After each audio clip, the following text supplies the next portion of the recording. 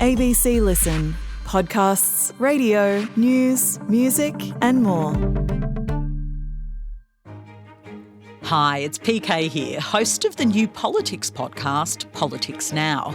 I'll be joined by the ABC's sharpest political minds to break down the biggest stories of the day. It's called Politics Now, and you can find it and follow it on the ABC Listen app.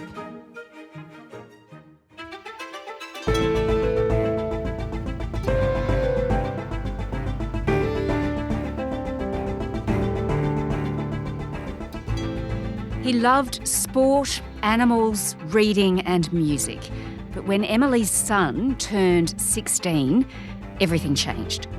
For a while, she had no idea he'd become a neo-Nazi. Today, Four Corners reporter Avani Dias on Emily's story and a rise in extremism among young Australians. I'm Sam Hawley on Gadigal land in Sydney. This is ABC News Daily.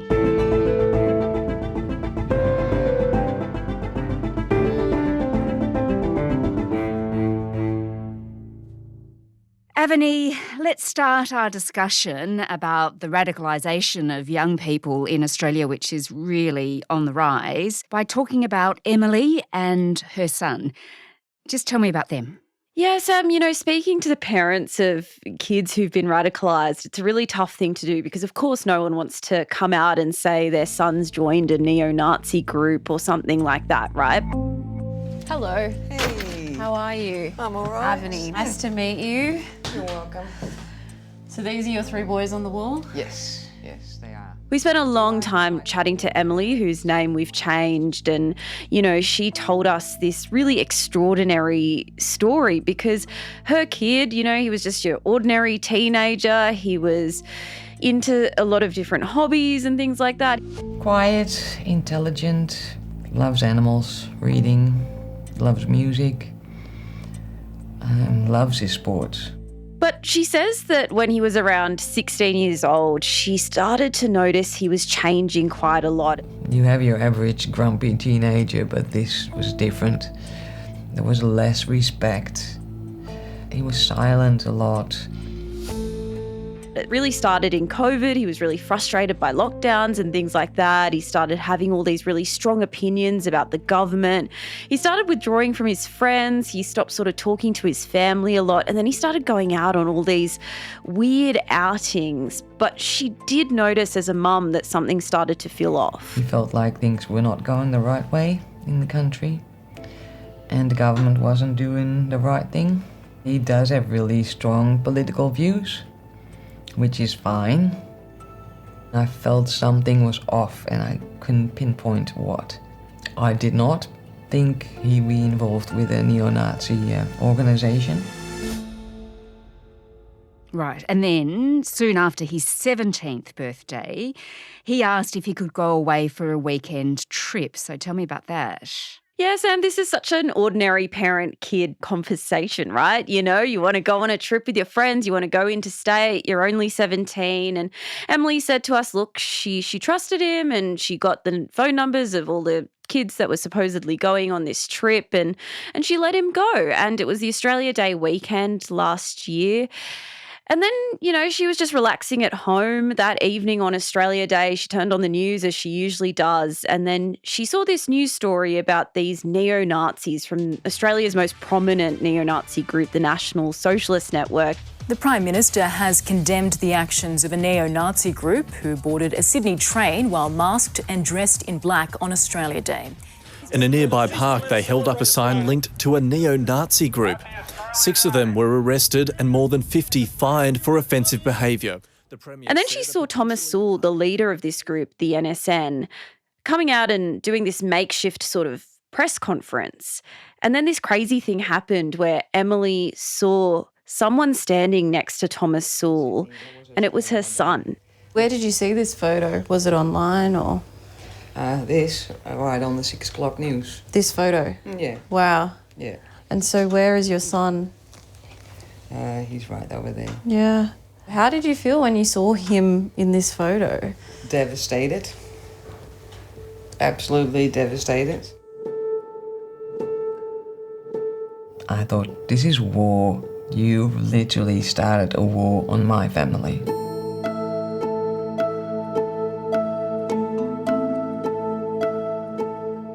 Oh my gosh, can you imagine just watching the news and then all of a sudden a realisation? Exactly.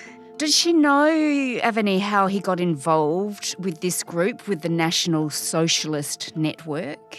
Yeah, so this group, it uses distorted facts to promote these extreme right-wing beliefs, things like a white and ethno-state. It doesn't support other cultures being involved in Australia. And she said, he was a pretty awkward teenager. He wanted friends, and they sort of sucked him in with this idea of brotherhood and camaraderie and fitness. And that's what really drove him really to be a part of something.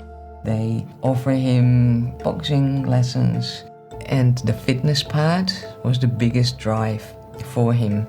And then slowly hold them in until you find your kid at their monthly gatherings while they're reading from Hitler's delusional Mein Kampf as it's the Bible. And then after she found out what was going on Australia Day, she started this really desperate and painful journey to try and get him help and get him out of this group. They contacted several police departments to make sure that they knew my son was recruited, still a minor. But there's not a lot of help out there. Not for children, not for parents.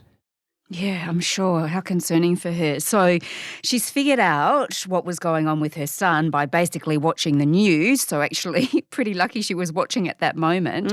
And then she has gone about this task of actually trying to get him out of all of this. That was kind of hard, wasn't it, to find him that help? But she did get him into a de-radicalisation program. In Australia, there's this system called countering violent extremism. Effectively, it's meant to stop people before they commit a violent crime and turn them away from those extremist violent thoughts by working with these people, with psychologists and mentors and so on. Each state and territory runs these programs, and it's specifically run by police and the government in each area. But Emily was sort of going online. She was trying to find information about how to get into these programs. We've done the same. Publicly, it's really hard to even know the names of the programs or how they exist. Eventually, Emily decided that she would call an overseas organisation in the UK. They then directed her to an Australian independent organisation which supports people turning away from extremism, and they helped push Emily and her son to get into one of these programs. Wow, that sounds rather complicated. And the thing is, Avani, you've also been delving into the effectiveness of these sort of de-radicalisation programs in Australia, and you've found they're not all that great. Like any support group for people dealing with crime, it's hit or miss. And last year there were at least 2 cases where young people in these countering violent extremism programs have been accused of carrying out an attack. And one you might remember was this boy, James Hollins. He's a 16-year-old boy, and he was in a program for a few years, and he had been drawn to radical Islam. And I've been speaking to his dad extensively over the last few months, and he's told me that James was autistic, that they really struggled to get mental health support for him when he was younger, and then eventually he got into one of these programs because he acted out at school. And then last year in May, he stabbed a man outside of Bunnings, and he was claiming to be a soldier of Al-Qaeda. And then when the police came, he was shot dead by them in a car park. Obviously, this is a case where people were really devastated in this sort of system, saying we tried everything we could to help this kid, but sometimes it just doesn't work. And that's led to a lot of questions about whether these programs are working correctly. Yeah, and you've actually heard from a police officer who's sort of broken ranks to speak out about the way that these programs are actually run. Yeah, Sam, and this is such a big thing because this is such an opaque part of Australia's justice system because it is such a sensitive issue like extremism, which obviously leads to terrorism. So you don't hear people in the system speaking out like this. But I did talk to Western Australian police officer John Lahane. So he's been an officer for 40 years and he was in charge of WA's Countering Violent Extremism program. And yeah, he broke ranks. He said, I need to speak out about what I think is a flawed system. Police are very good at investigating, identifying crimes, but what I have found is that in most of the programs, the clients that are being dealt with have a lot of psychological and socio-economic issues, and health seems to be in the best position in a lot of areas to be the lead in supporting that individual. So if I understand your recommendations correctly from your research, it's that health should be running it, not police, which is the current model. Is that fair to say? That's my recommendations, yes, certainly. Because health has got the models already. You need psychologists and psychiatrists and the health system to help these individuals. And, he references many cases which are similar to James's where mental health is such a key indicator of someone who's being drawn to extremism.